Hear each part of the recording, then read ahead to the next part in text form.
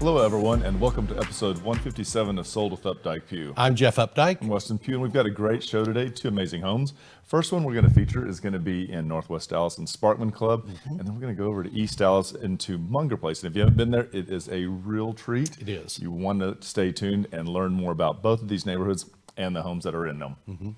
And the second segment today, we're going to talk about 7 things you can do to your home to get it ready for winter. They're very simple, cost-effective DIY. And I think they're really great because they also preclude Texas hot summers. So some of these can carry through and are really amazing. One of them I had never heard of before, but makes tons of sense. The rest of them I was kind of familiar with. Yeah. So we'll see. So anyway, the houses are great today. That conversation is going to be great. What else has been going on? So very interesting. Here's a little side note. Because of the pandemic and because of all of the realtor organizations that are no longer like meeting and happening, and we would typically get additional education, continuing education through these, but because that's not happening, Weston realized that he is 18 hours short and needs them all by the end of the year. So I have been scrambling, trying to get all of my continuing education in. Did one just before the show today. Golly, lots of information. Republic Title did a great job. Jay Turner hosted it and was the educator. I can't remember the acronym for it. FERPTA. FERPTA does not make sense. But anyway, it's all about taxes when you are a foreign seller and the implications that those apply to the buyer of the property, which is shocking that the IRS makes that the responsibility. Good thing that Republic Title, I'm sure others do, help you fill out the paperwork, collect the proceeds, and then turn them into the IRS. Yeah, there's some really interesting parts to it. Weston and I sit right next to each other, and so we were watching. I was kind of halfway watching. I should have gotten credit for that too. I should have just signed up because I sat right there. Yeah. But it was really interesting to hear.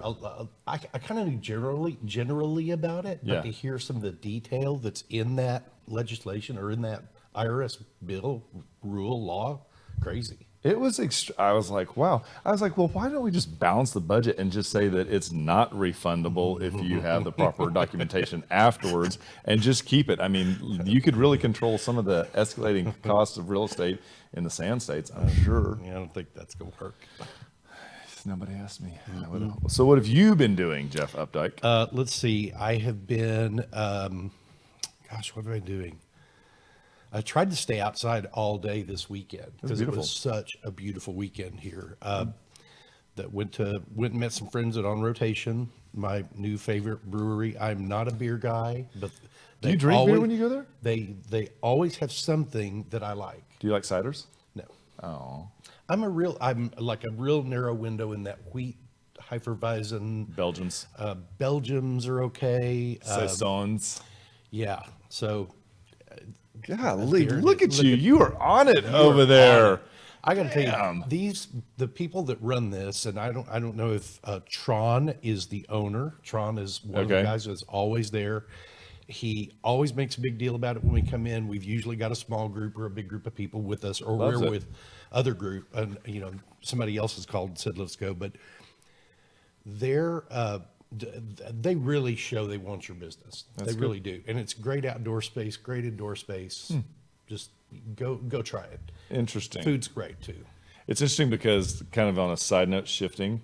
Yesterday we were trying to get color selects for one of our clients, so they could make a decision on what white to use. And you and I both were surprised that when we went in, extremely helpful behind the counter, but they had no test sample sizes. Yeah, sample sizes. They had no quarts either. And so we literally had just to take the little samples and go in there and figure out what we wanted when we were in there. But it's, again, an example of how like supply chains right now have made things, even as far as like paint and selecting, kind of cumbersome. Yeah, it really is. And, one of the big announcements in the real estate world just in the last week, actually it was last Wednesday, and we forgot to talk about it, was that Zillow has decided to stop their Zillow Offers program, which is their iBuyer program, where you can go to the Zillow website, ask them for an offer on your home, and they give you an offer. And they a couple of things that they said about it. One was they were only able to convert less than 10% of the people that asked for a Zillow offer. So apparently their offers weren't that great, but 10% of the people took them up on it. About the loss. We were kind of looking back at their financials, and when they started this program at the beginning of 2019, just in the first quarter of the year, the homes that they sold, they lost an average of $55,000 on. And this is them purchasing in very select areas and even more select subdivisions and neighborhoods, trying to buy the perfect 3 and 4 bedroom, 2 bath, 2 car garage. And even getting super siloed in that, they still were not able to make that jump. And it just kind of goes to prove that real estate is not a national organization. It is a niche, neighborhood by neighborhood transaction based on relationships and knowledge. It is. It is real estate is local. It really just kind of further shows you that you cannot automate what people truly look for in their homes. Absolutely. And it's interesting because, in social media, our feed probably is different than everyone else's because it's heavier in the real estate and just the real estate professionals, and the number of memes going across showing the different laughter of like real estate is very local. They were really good. Yeah. Some people have a lot of time and are very creative. That is very true. There's some really creative people out there. There are. So let's jump into our houses. Yep. The first one we're going to talk about is 3217 Galahad Drive. And this is a 4 bedroom, 2 bath. It is just over 2,300 square feet. It is a great area of East Dallas, known to many as Sparman Club. Sparman Club, if you don't know about Sparman Club, it is such a great neighborhood to live in because they have a Sparman Club clubhouse that you can belong to as long as you live within certain geographic boundaries right there around it. And the Sparman Club's got a really great pool. They've got outdoor activities, and it's about $600 a year. You can pay it quarterly. You do get a 10% discount if you pay it all at once, but it's about $150 a quarter. And a lot of people really like it because it does provide that sense of community in the neighborhood. It does provide, kind of a meeting place for everybody to go. And if you don't want to own a pool, this is such a great if you don't want to maintain a pool, this is such a great alternative to it. And it's a really great way to meet your neighbors. The other thing too about this little area is it feeds to either Withers or DeGoyer Elementary. And these are some of the sought after elementary schools in the northwest section of the Dallas Independent School District. You can see here from the map as he zooms out, you have really great access to 35. One of the excellent commuting aspects of this is its ratio or its distance to both Love Field and to DFW. Great, easy ways to get to those. Also, 635 is just 3 major streets to the north of you, and then you're also able to get to the toll road and get around as easily as you need to. And that Royal Lane and Walnut Hill are 2 of those really good through streets. So if you get up in the morning and you've got to head to the airport, you hear 635 is backed up, you've got some really great alternatives from this home. When I'm on 75, I always check with Waze to determine if I'm going to take Walnut, Royal, or Forest to get over. And it's such a great shoot. There are really great restaurants in the neighborhood. Fernando's is over there. Fernando's has been open for, almost 30 years, I think. And they are a really good, high quality, I'm going to say a little better than Tex-Mex. They do have their Tex-Mex dishes, but I feel like they're not, not on line with. It's not Taco Bueno on a plate. No, let's put it's it that. not. It's really great. And they have a great hamburger too. And the other area one that I love is I love Cindy's Deli. It's a New York style restaurant and deli. It's a great place. It's the first place I ever had a matzo ball. You can see they have tons of locations. You've probably seen the one that's over there on Forest and 75, but this is a little bit smaller one. It's great. Huge Reuben. I will guarantee you, if you get the Reuben, you are going to be a happy and extremely full camper. And if you want to go work all that off, the North Haven Trail is right there, right around the corner from it. We constantly promote the North Haven Trail, and we do it just because we enjoy it so much.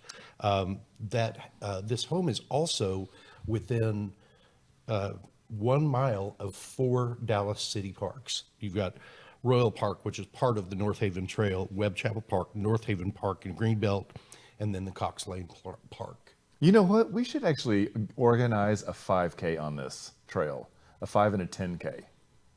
We could do that. Sure. Hey, if you're listening and you want to participate, let us know. We'd love to make that happen.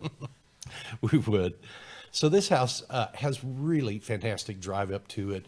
This is one of the houses that was built in the late 50s over there, much like the rest of the neighborhood, ranch style, really pretty walk up, double door entry, which, many of those are single door. This has got a little bit different vibe to it, I feel like.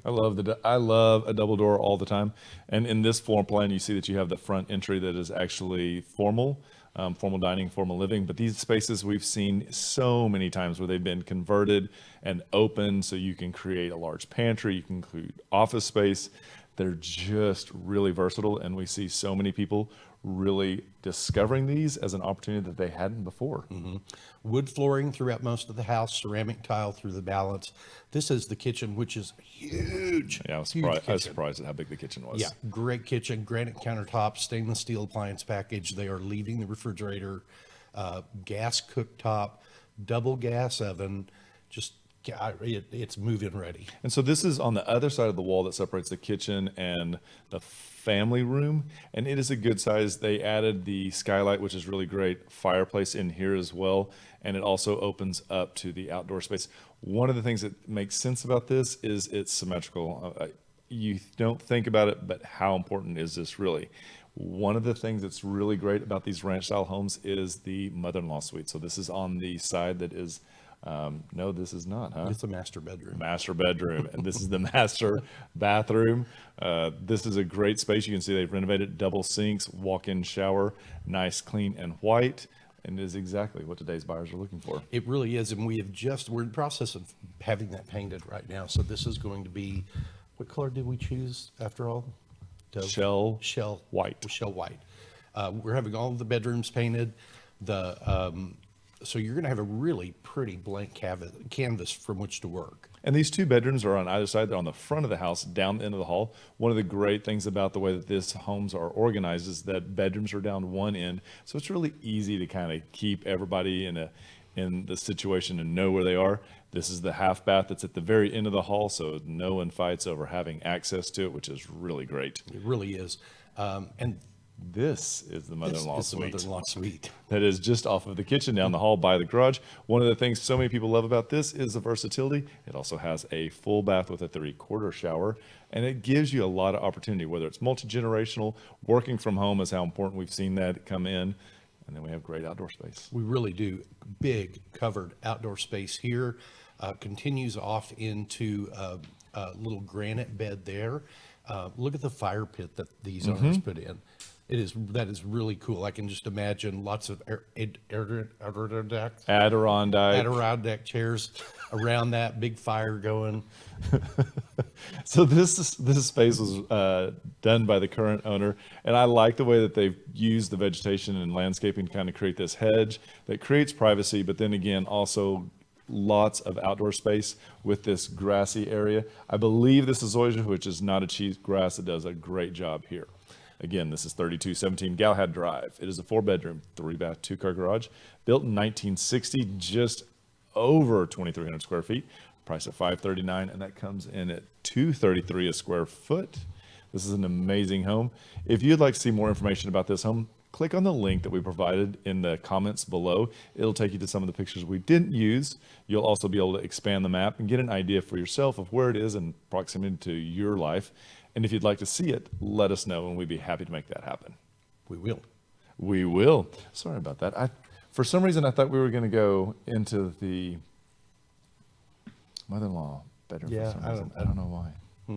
Okay. Anyway, you can tell Jeff put the pictures together. I did put the pictures in order on this one. So, what are we going to look at next one? Yeah. The next one is a really, really cool house. I feel like I'm bouncing around here a lot, and I don't mean to be. This is in the Munger Place subdivision. Weston said that earlier, and I thought, in Munger Place, or is it? And it absolutely is. It is in Munger Place. So 711 Skillman Street. Many of you know Skillman, that runs north-south pretty much from downtown all the way out to 635. This is on the lower end of it, down close to Junius Heights. It is. Yes. This is such a great area. It feeds into Lois Greenville, White Rock Lake. So much has developed over in this area. Swiss Avenue is a historic neighborhood as well that is adjacent to this. I believe they have a really beautiful Christmas light, and they also do a wonderful Mother's Day home open house. So lots of fun, unique elements in this area. Really is. You know, the very first home that I sold is about 3 blocks from that house. Is it really? Yep. That same little Munger Place neighborhood. Well, if you're talking about things to do that are in this area, one of my favorite restaurants has been and always will be is HG Supply Company.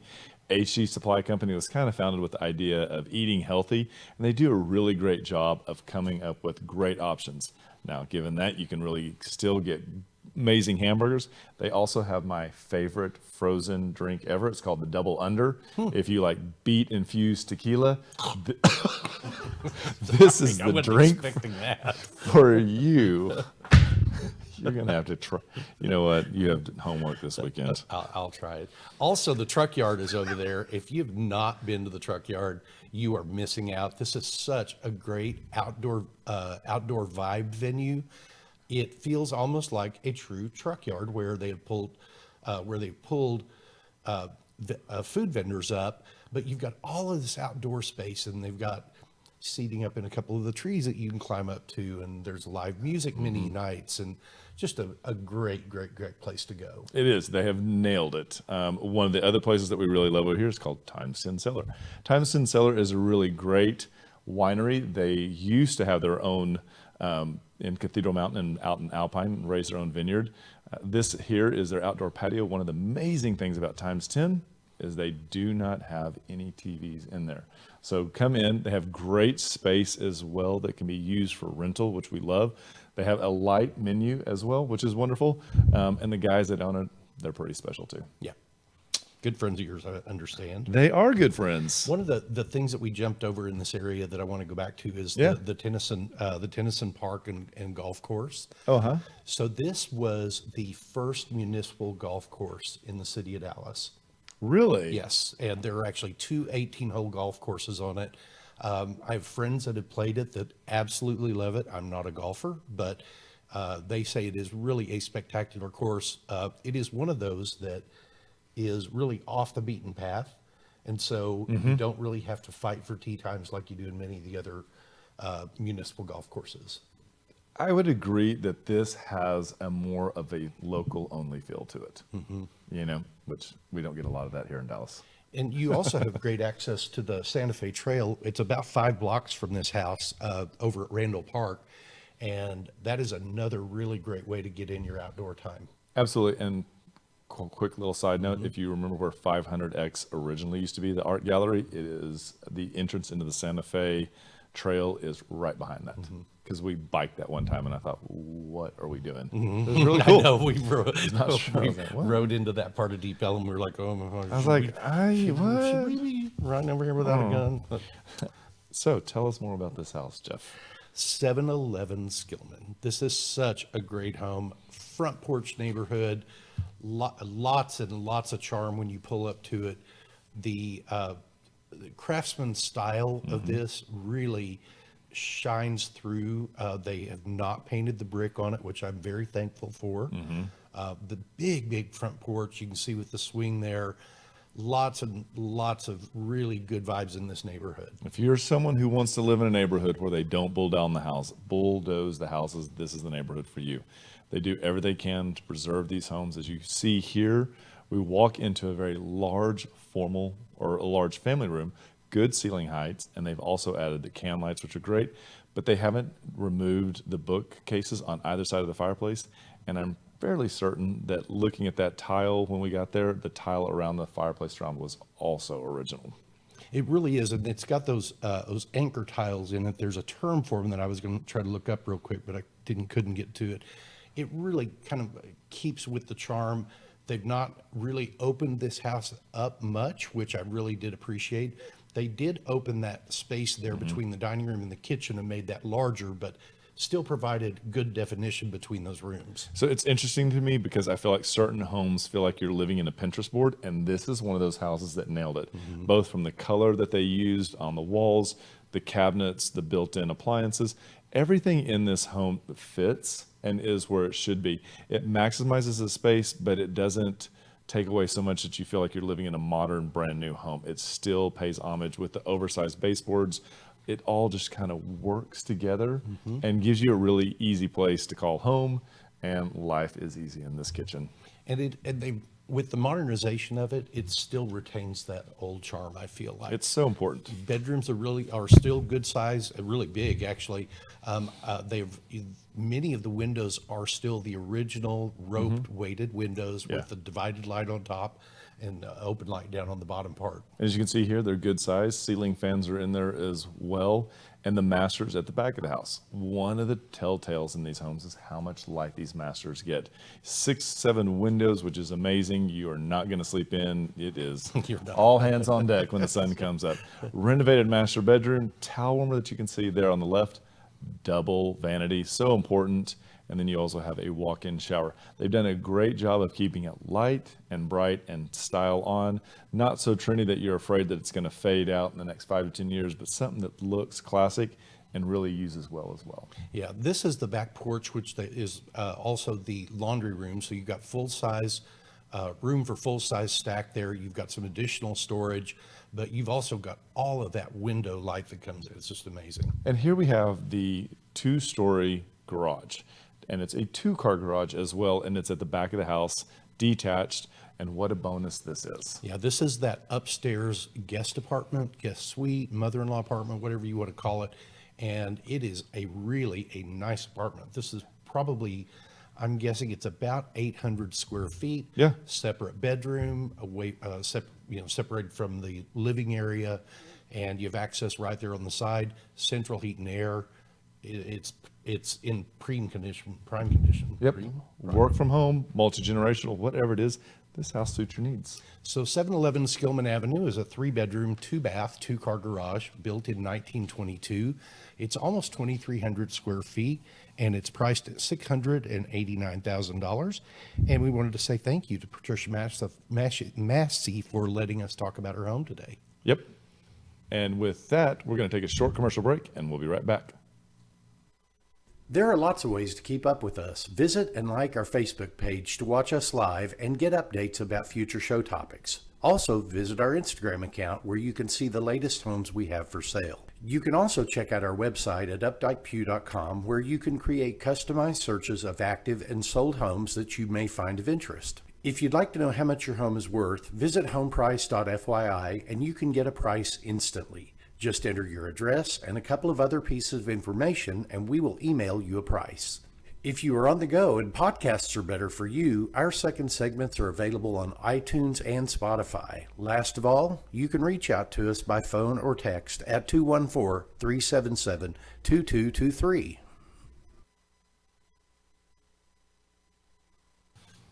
Hi, everybody. Welcome back to second segment, episode 157 of Sold with Updike Pugh. And today, guess what we're going to talk about in our second segment? Are you guys going to do Market Watch today? Oh, yeah. Yeah. So let's skip back and let's do Market Watch. Look what's happening in the second week of November. You can see right there that new listings is up 5%, which is great. God knows we needed that. Back on the market and price decreases both dropped. We do like to see that the number of price decreases has really gone down. I think that more and more people are figuring out where they need to price them and not get too crazy on it. Yeah, under contract and option period. These are fresh contracts just got together. The number of contracts is down about 6%. The number of pendings is down about 6%.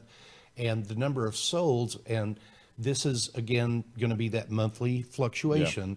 The number of sold listings last week was down 30% compared to the week before. And I think that that's indicative of the fact that for the last 3 to 5 weeks, we have really seen inventory just get chopped. Mm-hmm. And I think that the number of really great homes out there to get a hold of sometimes gets tough. It does. So coming soons are down just a smidge, and that's to be expected because That coming soon status in MLS, you can only have properties in there for 30 days. Yep. And so people are probably, we're probably going to see the number of listings coming on between now and the end of the month really wane, because that 2-week period around Thanksgiving, things really get slow. Yes, they do. It is the holidays, and it is really when things begin to shudder. Ben, thank you for catching that. We really appreciate you jumping in and letting us know. So now we're going to talk about 7 fall DIY projects to save energy. 'Tis the season. 'Tis the season. You know, the hairless cat needs a sweater. That's number one. Take it easy on the Texas power grid. That's number 2. God knows that's important. So number one is going to seem so silly to you, or maybe not to you, but to a lot of people. But I have personal knowledge that this works, and it's antiquated knowledge. And number one is to get a door snake. This is so funny that you put this on here, because to me, this is so Etsy right now. This is so DIY. This is like knitting around a tree type thing. And I have seen these before, and I thought they were filled with beans for some reason. Am I right with that? Are they filled with they can be beans? filled with beans. They can be filled with rice. Whatever you can. And they do keep the draft out. My for grandmother used sure. these all the time. Yep. And if you don't want to use a snake, what you can do is a number 2 thing, and work with the weather stripping that is both around your doors and your windows. Yes. Home Depot carries a really large variety of weather stripping depending upon how your windows close, how your doors close. They've made that very, very easy to do yourself. And it's so funny, because if you can see light, you need to change it. And I know that during a lot of us that have homes that are on pier and beam, this changes seasonally. And so it is something to definitely watch about, and I will be making adjustments to my front door. And number 3, Jeff, tell us about the number 3, because this is interesting. This one threw you a little bit when It I was did. talking about it. So it's, number 3 is install foam boards to patio doors. Now that, the way that I have seen this done and used is many times in the winter when you've got a door or a window you're not going to be using, that you just want to close off because it's leaky. You can buy these foam boards at Home Depot, Lowe's, that are 1/2 inch thick, 3/4 inch thick, and you cut them like a like a sheetrock, and you cut it to the size that goes into the space you need, and then there is all weather tape that you can use to seal that off with, and it just completely closes that window or door off. And like if you have a garage conversion or something like that, this would also be a really great place to do it, because we know that the insulation on those kind of gets a little less. Yep. Insulation around the sleeves on hot water pipes. This to me is one of those things, given February of last year, I think is so important. And I feel like more and more of us that live in Texas are going to take a long, hard look this fall, hopefully. I'm sure our insurance companies are hoping we're doing the same thing, and make sure that this is done. Yes, This is such a time saver. Critically important, especially when many of the tankless hot water heaters are being mounted on the outside of the house now. It is critically, now yours was insulated really well. It just didn't have enough insulation to have, stand 5 days of 18-degree weather. Yeah. So. Neither did my trees. Yeah. So yeah, great times. Here's one that was very interesting, and you don't see these very often. I feel like they used to be more popular, maybe when water heaters weren't as efficient as they are today. That is true. Number 5 is wrap your water heater with a water heater blanket. They do sell these online still. They sell them at Home Depot. The one thing that I would definitely say to make sure you do is get the one that goes for your size and goes for whether it's electric or it's gas, because Huge. they do have different requirements. Yeah. So you can, so that was going to be my follow-up question. So you can put a blanket around a gas fireplace. Absolutely. Or a gas water heater. Yeah, absolutely. The next one is interesting to me because it makes complete sense to me, and yet I have never heard anybody talk about it. So the number 6 is an inflatable fireplace plug. And I've got a picture of it for you here. What this is it's really just like a big balloon that goes up into the flue or up into the top of your fireplace, and then you blow it up and it seals off that access, that air access. I have to crawl into mine and look at this because I feel like mine is a tiny little circle, and I look at that right there and I'd be like, that's too big for my fireplace. Or is it not going into the actual little It's flue? not going all the way into the flue. It's just going into the top of the fireplace. top where cavity? It connects, where it connects to the flue. This is a great thing because if you think about it, this is also where your cold air is going to be in the summer is going to be sucked out if it's a windy day and cause, again, everything to work harder and cost you more money to heat and cool your home. And this one really made sense to me because, for many years, I've lived in my house for 30 years. And for many years, we built wood fires in the fireplace. Yep. And my fireplace just didn't draw enough that I didn't always have that lingering smoke smell after we Really? burned a fire. And so probably for 12 to 15 years, I didn't burn a fire in my fireplace because I didn't have gas there. Mm-hmm. And then we had, people at Hole in One Plumbing come in and install gas in my fireplace. And it's been, me and the dogs have Guess who loved that. has a fire? Who's already had a fire this year? I've had This one. 3. 3. And I got down to 50, and he's like, I got to turn my fireplace on. Nothing quite like getting up and, you don't ask Ranger. I mean, there's nothing quite like getting up, Papa going in, lighting the fireplace, pulling his little blanket around there at the foot of the couch. Y'all are getting a real taste of Jeff Updike right now. I mean, unedited. We're going to wrap this up. The last one is going to be to install an attic stairwell insulator. And I actually have one of these, and I had never seen one before. And it is an enclosure that is your drop-down staircase into your attic. And this thing zips and unzips, and it really does keep heat from either permeating or your cold air from going up. It is really amazing. It's really a great idea. Who knew? Yeah. I mean, this is why I always say there are so many building sciences out there that can really change the way your house heats and cools, and therefore can negatively or positively affect your utilities. And, I also like the fact that people are constantly inventing things to help. Mm-hmm. Your house was built in the 50s. But it's Right? had, yes. So, and it's had some updating to it for Yeah. sure. So, but, they, before that, you could probably stand under that and feel the heat in the summer. Oh, yeah. Or a draft like crazy in the winter. You're like, why is there a cold spot in this hallway? Well, I hope that you found that helpful. If you have any questions about any of these, certainly reach out to us. We would be happy to help you. We hope you'll join us next Wednesday at noon for our episode 158, and we will see you then. And just remember, we want to be realtors for life.